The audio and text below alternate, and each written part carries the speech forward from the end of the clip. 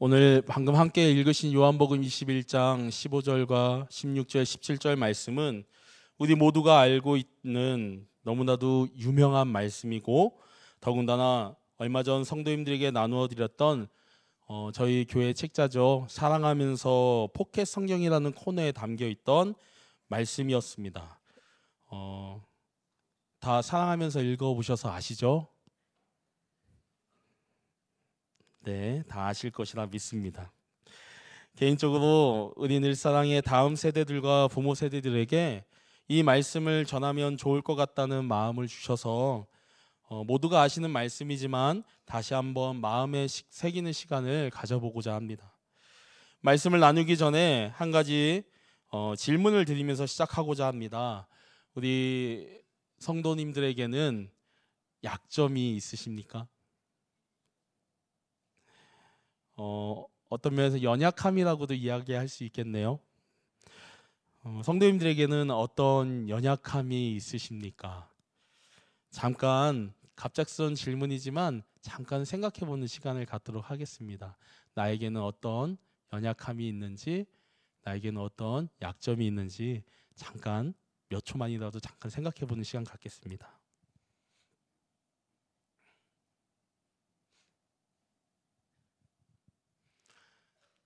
없으신 건 아니죠? 저에게도 약점은 있습니다. 얼마 전 장애인 예배 부서인 사랑의 학교의 한 아이가 이렇게 이야기하더라고요. 목사님 설교할 때 그 아이 이제 성대묘사까지 해야 되나? 목사님 설교할 때 제가 위에서 봤는데요. 목사님 대머리예요.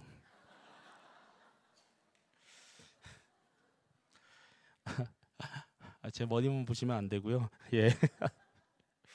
그리고 또 얼마 전에 초등학교 1학년인 제 딸 아이가 제가 오랜만에 딸 아이를 데리러 학교에 갔는데 뒤에서 아빠 하고 부르더라고요. 그러더니만 저를 보더니 아빠 웬 통통한 아저씨가 서 있길래 아빠인지 몰랐어 이러더라고요.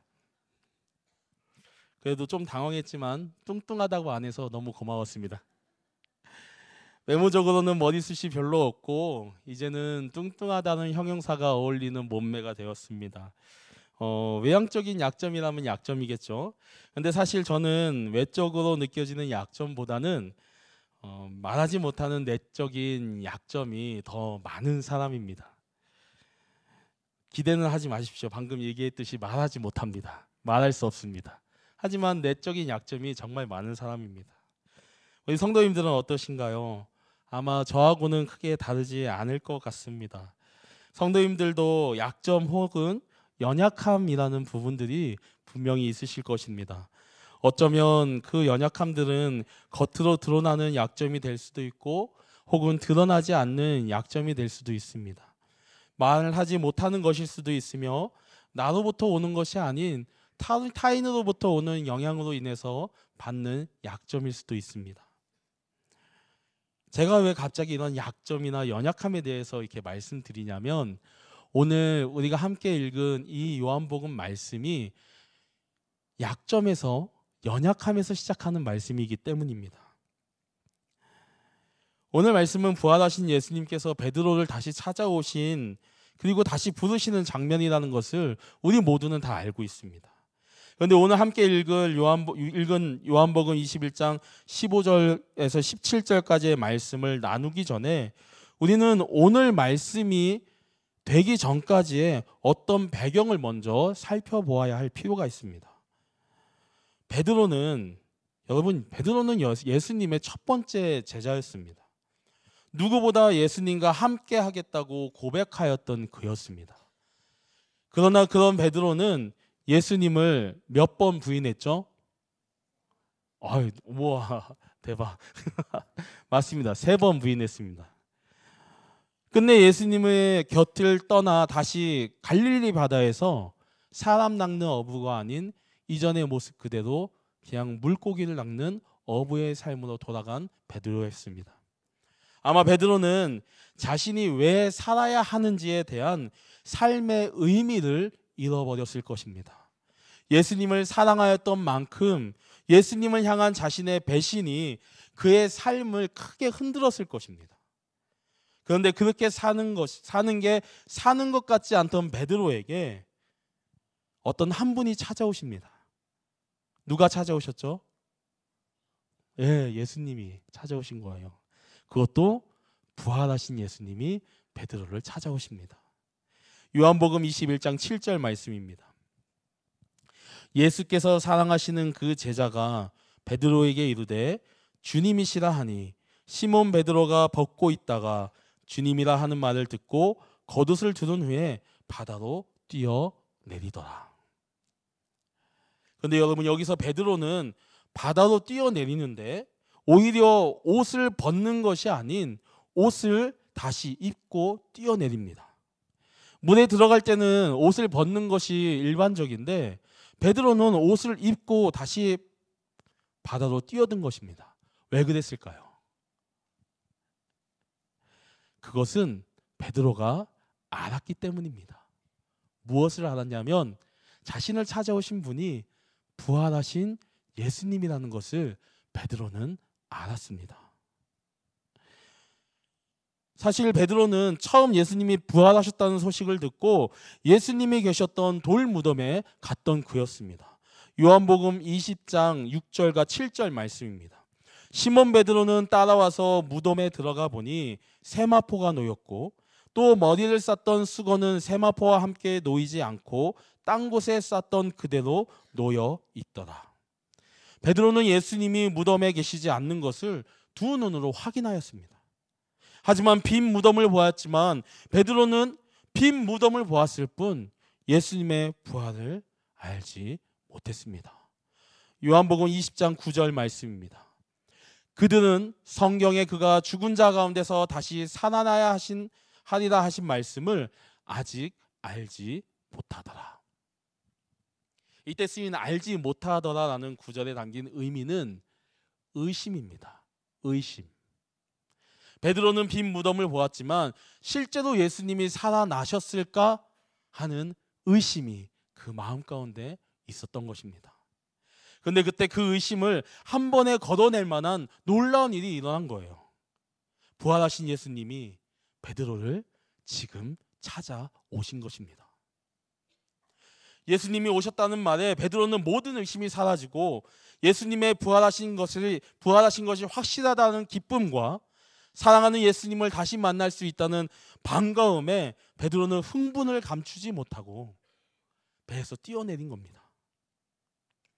흐트러져 있던 옷을 다시 입고 누구보다 예수님을 만나고 안고 사랑한다고 고백하고 싶어 했던 그 마음에 배에서 한 번에 내려서 주님께 달려간 것입니다. 드디어 저기서 예수님이 보이십니다. 여러분 상상해 보세요. 여러분이 다 베드로예요. 배에서 뛰어내렸습니다. 입고 있던 옷이 젖었는지는 모르겠어요. 상관도 없어요. 왜냐하면 그렇게 보고 싶어 했던 부활하신 예수님이 불과 몇십 미터 앞에 계시는 거예요. 막 뛰어간다고 생각해 보세요. 아마 두 손을 뻗어서 예수님께 막 달려가고 있을 겁니다. 베드로도 그랬을 거예요. 그런데 그때 베드로의 눈에 함께 예수님과 함께 보이는 이것이 있었습니다. 요한복음 21장 9절 말씀입니다. 육지에 올라와 보니 숯불이 있는데 그 위에 생선이 놓여 있고 떡도 있더라. 베드로의 눈에 보인 것은 바로 숯불이었습니다. 숯불. 생선도 의미가 있고 떡도 의미가 있습니다. 하지만 숯불은 베드로에게 너무나도 큰 의미가 있는 상징이었습니다. 왜냐하면 이 숯불은 베드로로 하여금 감추고 싶고 지우고 싶은 연약함, 우리가 속으로만 생각하고 말하지 못했던 그 약점을 상징하는 상징물이었기 때문입니다. 요한복음 18장 17절과 18절 말씀입니다. 문을 지키는 여종이 베드로에게 말하되 너도 이 사람의 제자 중 하나가 아니냐 하니 그가 말하되 나는 아니라 하고 그때 추운 고로 종과 아랫사람들이 불을 피우고 서서 쬐니 베드로도 함께 서서 쬐더라. 이후에 베드로는 계속 서서 불을 쬐면서 예수님을 모른다고 2번이나 더 부인합니다. 이때 말씀은 불이라고 기록하고 있지만 사실 예수님을 부인하던 베드로가 추위를 피하기 위해 쬐고 있던 그 불의 원어적인 단어는 숯불입니다. 여러분, 예수님은 절대 배신하지 않겠다고, 예수님을 절대 배신하지 않겠다고 다짐했던 베드로에게 숯불은 단순한 불이 아닌 자신이 배신자라는 상징이었습니다. 숯불은 자신의 연약함에 현실에 굴복하였던 굴욕의 상징이었으며 약점의 상징이었던 것입니다. 기쁨에 달려갔는데 예수님을 배신하였던 그때가 생각나게 하는 숯불 뒤에 예수님이 서 계신 거예요. 아마 제가 베드로라면 그 숯불 뒤에 서 계신 예수님을 보고 아마 미쳐버렸을 것 같습니다. 숨고 싶고 다시 도망치고 싶었을 것 같아요. 그런데 왜인지 모르게 설교 말씀을 준비하면서 이 말씀을 묵상하며 묵상할수록 자꾸만 베드로가 다른 이가 아닌 우리의 모습처럼 느껴집니다. 무너져 내릴 것 같은 삶 속에서 부활하신 예수님이 찾아오셨다고 그 기쁨에 예수님께 다가가려 하지만 내 안에 있는 연약함이, 약점들로 인해서 주님께 가는 것이 두렵게 느껴지고 끝내는 피하고 싶은 그것만입니다. 다음 세대 여러분, 아마 수련회를 통해서 예수님을 다들 만나셨을 거예요. 아멘인가요? 작네요. 아마 다 만나셨을 겁니다. 그리고 그러한 기쁨에 지금 이 자리에 나와 계실 거예요. 청년부 여러분, 이제 곧 수련회 시작하죠. 그리고 사랑의 학교도 8월 말이면 아마 수련회를 하는 것을 알고 있습니다. 그런데 예수님을 만나고 예수님을 만날 거라는 기쁨이 우리에게 있지만 그거와 별개로 지금 나의 삶을 돌아보니 드러나 있는 혹은 드러나지 않은 수많은 연약함과 약점들이 그 만남을 두렵게 합니다. 방해하고 있어요. 혹시 그 약점들이 여러분들에게 예수님을 만날 자격이 없다고 말하고 있지는 않으신가요? 혹시 이곳에 한 명이라도 혹은 영상으로 예배드리시는 어떤 분이라도 나의 삶 속의 약점으로 예수님을 만나는 것이 두려운 분이 계시더라면 여러분, 두려워하지 마세요. 그냥 예수님께 나오시면 됩니다. 예수님은 숯불을 마주하며 두려움과 연약함을 느끼고 있는 베드로에게 이렇게 말씀하십니다. 요한복음 21장 15절 말씀 다시 한번 다 같이 읽기 원합니다. 다시 한번 읽겠습니다. 시작.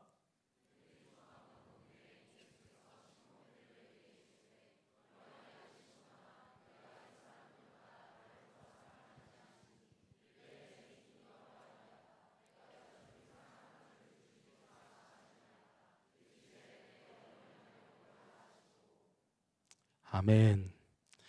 베드로의 마음을 아시는지 예수님은 베드로에게 2번이나 더 물어보십니다. 요한의 아들 시몬아, 내가 나를 사랑하냐? 요한의 아들 시몬아, 내가 나를 사랑하냐? 이에 베드로는 대답합니다. 내가 주님을 사랑하는 줄 주님께서 아시나이다. 내가 주님을 사랑하는 줄 주님께서 아시나이다. 주님 모든 것을 아시오매 내가 주님을 사랑하는 줄을 주님께서 아시나이다.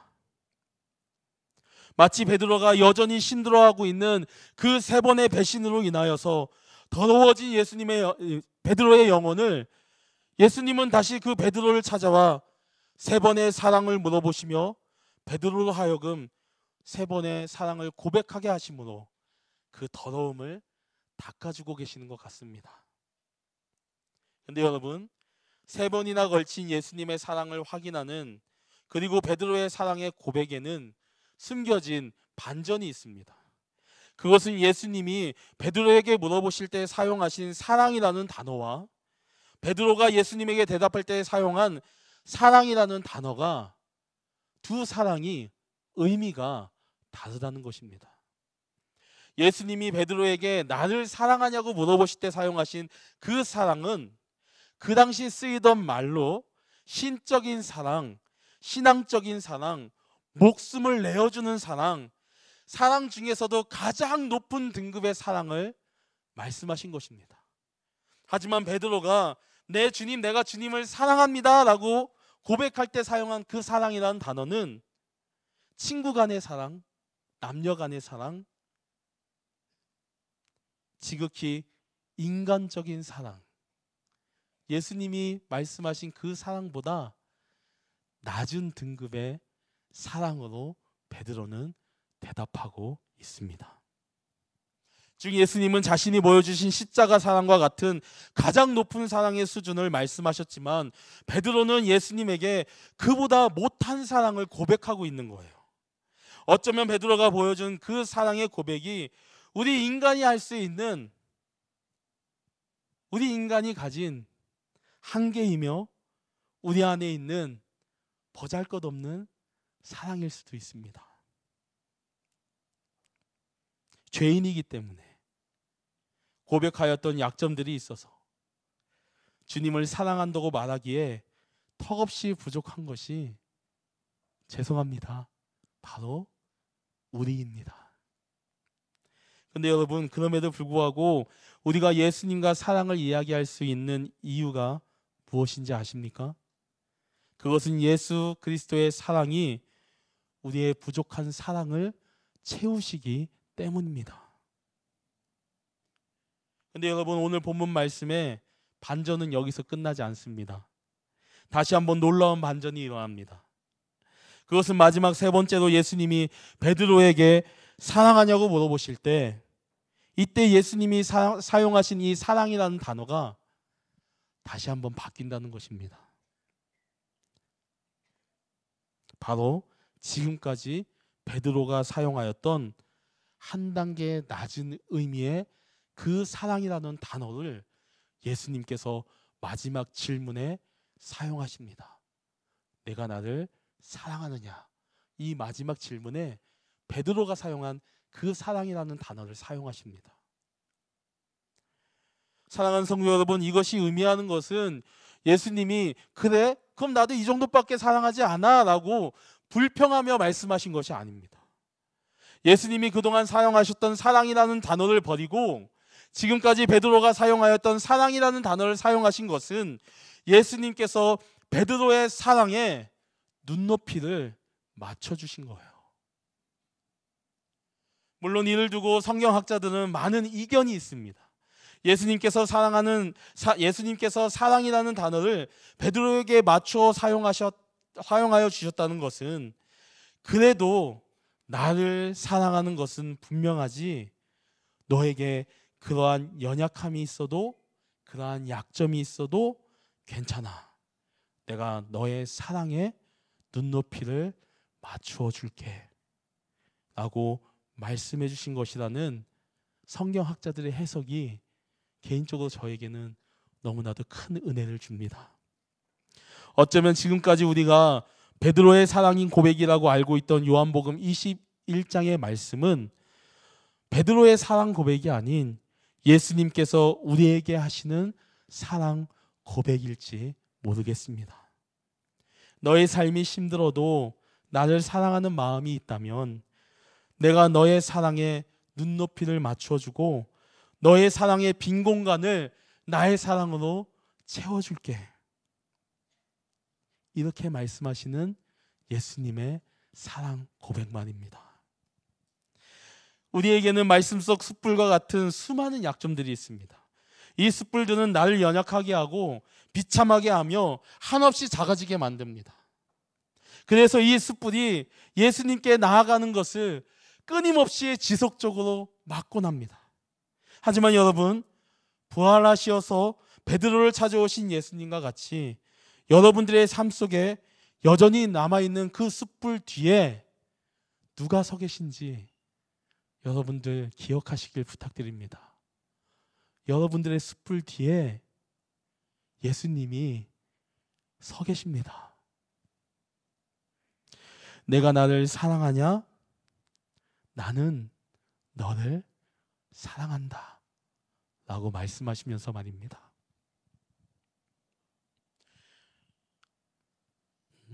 부끄러운 저의 고백을 잠깐만 하겠습니다. 저는 2014년도에 이제 초등 1부, 지금 1학년과 2학년이죠. 예배를 드리는 초등 1부에서 전도사로서 처음 사역을 시작했습니다. 물론 그 전에는 장애인 예배부서인 사랑의 학교에서 목자와 총무로서 섬겼지만 제가 교육자 신분으로 처음 사역을 시작한 것은 2014년도 초등 1부 때였습니다. 그러던 중에 이제 초등 1부 첫 번째 수련회 시간이 된 거예요. 그 때가 된 겁니다. 그때 처음 부모님과 떨어져야 했던 초등 1부 아이들보다 제가 더 떨었던 것이 기억이 납니다. 수련회 첫날 밤이 되었을 때 정해진 방에서 아이들의 안전을 위해 함께 계시는 목자님들 외에 모든 목자님들이, 그때 이제 저희 교회에서 수련회를 했거든요. 새 식구실에 다 모였습니다. 아마 제 기억으로는 그 당시 초등 1부를 섬겨주셨던 모든 목자님들이 새 식구에 다 모여주신 것 같아요. 모두 그 수련회에 다 참여해 주셨어요. 근데 이렇게 둘러보니까 그때 계셨던 몇몇 목자님들이 보이시네요. 거짓말하면 안 되겠네요. 말 잘해야겠습니다. 그 당시 초등 1부 목자님들, 혹시 그때 제가 수련회 모인 그 첫 모임 때 모두 모였을 때 제가 무엇을 하고 어떤 말을 드렸는지 혹시 기억나십니까? 제가 했던 행동은 이거였습니다. 이렇게 목자님들 계신데 앞에서 제가 이제 이렇게 머리 보시면 안 되고요. 90도로 인사를 드렸어요. 그리고 이렇게 말씀드렸습니다. 모두 아닌 사람이 세상에 속해 있다가 3년 동안 신학하고 전도사 명찰 달고 왔는데 나이도 저보다 많으신 분들이, 신앙의 깊이도 저보다 훨씬 깊으신 분들이 저를 진짜 전도사로 대해주셔서 감사합니다 라고 말씀드렸습니다. 혹시 기억나시나요? 그 당시 초등 1부 목자님들. 후에 사랑의 학교를 거치고 지금은 목양의 자리에 있지만 그러한 모든 자리에서 인사드릴 때 저의 첫 인사는 그때 드렸던 그 인사 그대로 지금도 똑같이 드리고 있습니다. 왜냐하면 진짜로 감사하기 때문이에요. 그 마음에 거짓이 없기 때문입니다. 여러분, 과거의 저는요, 세상에서 좋아 보이는 것을 모두 해야 하는 사람이었습니다. 즐기고 누리는데 너무 익숙한 사람이었어요. 제가 전도사가 되고 얼마 되지 않았을 때 한 목사님이 저에게 이런 말씀을 하시더라고요. 전도사님, 이전에 전도사님 어머님께서 새벽 예배 나오시려고 저희 교회 봉고차 탈 때 뒤에서 술 취해서 비틀거리며 집에 들어가는 전도사님 많이 봤습니다. 지금 저희 자녀들이 저쪽에 있는데 저희 아이들에게도 안 했던 고백입니다. 뭐 아직 어리니까 곧 잊어버리겠죠. 그런 제가 은혜로 예수님을 만났습니다. 예수님을 만나고 이 노은동에 오기 전에 도룡동에 이제 저희 교회가 있을 때 그 예배당에서 저의 유일한 청년의 때인 1년 동안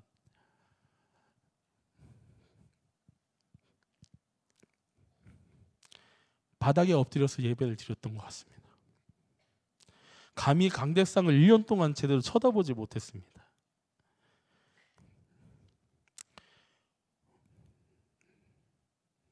왜냐하면 하나님에 계시는 이 강대상을 저같이 죄 많은 사람이 감히 쳐다보는 것이 감당할 수가 없었습니다.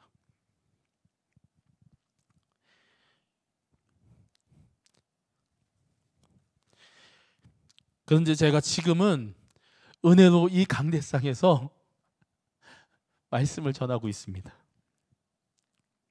바울이 이야기한 괴수 중의 괴수가 바로 저입니다. 저. 바울은 똑똑하기라도 했죠. 저는 저를 너무 잘 압니다. 저는 머리가 좋지 않아요. 일도 똑부러지게 못합니다. 저희 아내가 얼마 전에 이런 얘기를 하더라고요. 제가 아내에게 이렇게 얘기했어요. 여보, 나는 암만 생각해도 일을 잘하는 사람은 아닌 것 같아. 그러니까 저희 아내가 망설임 없이 이렇게 얘기했습니다. 예, 맞아요. 암만 저도 당신이 일 잘하는 사람이라고 생각하지 않아요. 순간 마음이 확 상했습니다. 근데 그 이후에 아내가 했던 말이 저의 상한 마음을 다시 살려줬어요. 뭐라고 얘기했냐면, 그래도 당신 마음에 예수님이 있잖아요.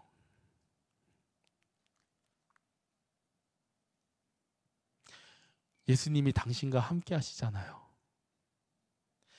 순간 마음은 확 상했지만 왠지 마음이 치유가 되었습니다. 근데 그 치유 뒤에 또 부끄러움이 몰려오더라고요. 그리고 여전히 지금도 저 같은 죄 많은 사람이 이 자리에 서 있는 것이 얼마나 부끄러운지 모르겠습니다. 하지만 그럼에도 불구하고 사랑하는 다음 세대 여러분들에게 꼭 해주고 싶은 말이 있습니다. 여러분, 제가 변화됐으면요, 여러분들도 변할 수 있습니다. 아무것도 아니었던 제가 예수님 한 분 만나고 지금 이 강대상에서 말씀을 전하고 있습니다. 여러분들도 예수님 만나면요, 부족하고 약점투성이지만 오늘도 내일도 넘어지고 상처나고 어찌할 바를 모르는 상태일지 모르지만 그런 모습일지라도 예수님은 손을 잡아주시고 이렇게 말씀해 주십니다. 내가 너를 사랑한다. 너의 약점은 나에게 아무것도 아니란다.